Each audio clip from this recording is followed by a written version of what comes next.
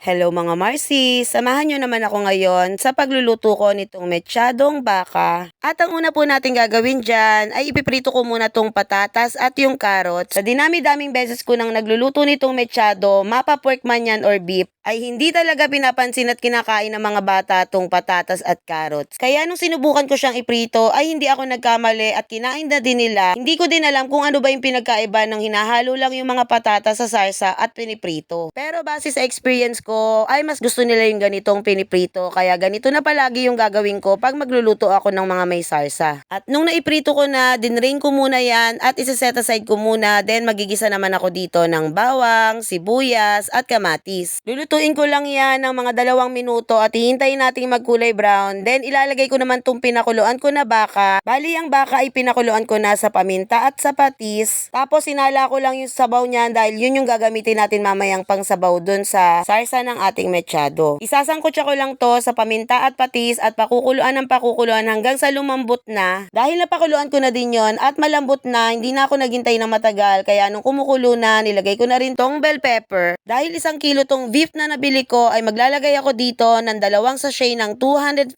grams ng tomato sauce. Haluin lang natin ang haluin at pakukuluin lang natin yan. At pag kumukulo na, ilalagay ko na tong pinagpakuluan ko ng baka. Natimplado na rin ng patis at paminta. At pag kumukulo na, maglalagay lang din ako dito ng 1 sachet ng tomato paste. Then haluin lang natin ang haluin at papalaputin na natin yan. At nung tinikman ko na nga yan mga Marcies ay medyo natabangan pa ako, kaya naglagay pa ako dito ng 1 beef cubes. At pag okay na po yung lapot na gusto ko, ilalagay na natin yung pinirito natin dyan na patatas at yung carrots. Then haluin lang natin ang haluin. At luto na nga po yan mga Marcies, kaya pwede na natin dyan i-off yung kalan dahil baka maubusan pa to ng sarsa. Yun pa naman talaga yung gusto ng mga bata. Kitang-kita nyo naman po mga Marcies, talaga nagmamantika yung aking mechadong baka. Kaya yun lang po mga Marcies for today's video. Maraming salamat po sa panonood ninyo.